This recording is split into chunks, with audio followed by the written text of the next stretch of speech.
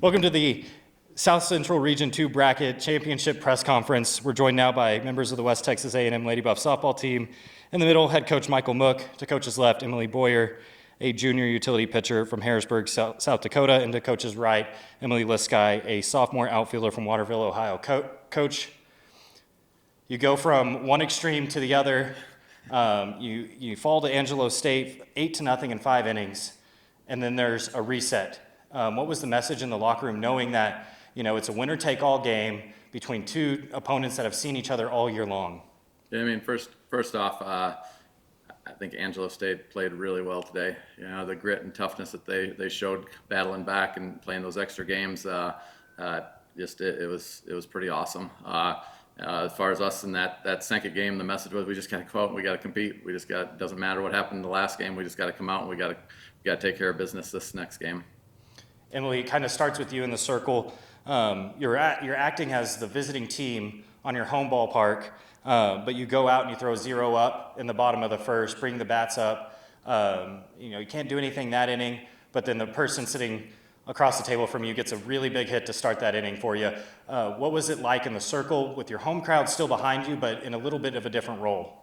I was just trying to get my defense some ground balls, and I know they had my back, and I had theirs, and I'm just super proud of Em. She came up offensively and scored those runs, so that was a good thing.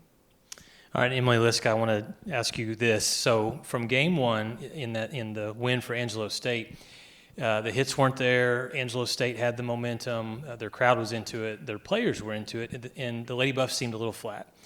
In game two, when you slid into home plate and scored that run, I felt like the energy, you got the crowd fired up, you got your teammates fired up. Talk about that play specifically, and then just your emotions through this 3-0 win. I just know that our team has so much life left in it, and I just had to get it going. I know it was in there somewhere, and I knew that if I scored, I knew I was going to score. I needed to score for this team, and as soon as I scored, I knew it would fall from there. Coach Mook, talk about the pitching performance from Emilee.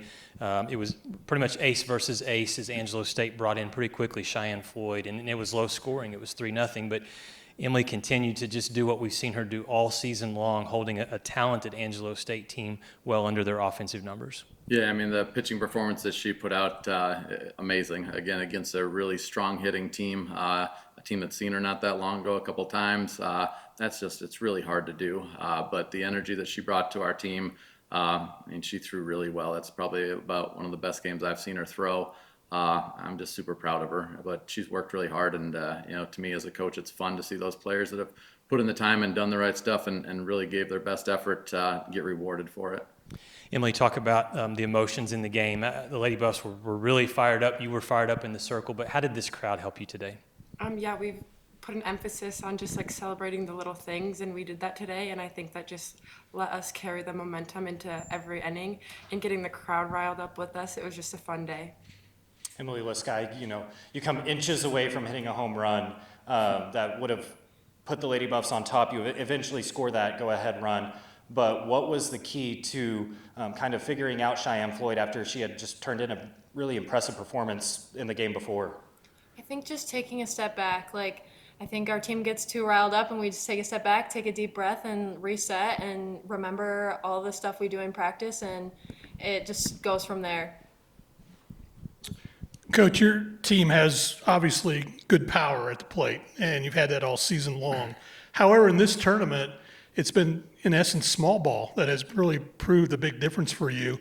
How does your team adapt, whatever the situation may be? I think that's a sign of a good team.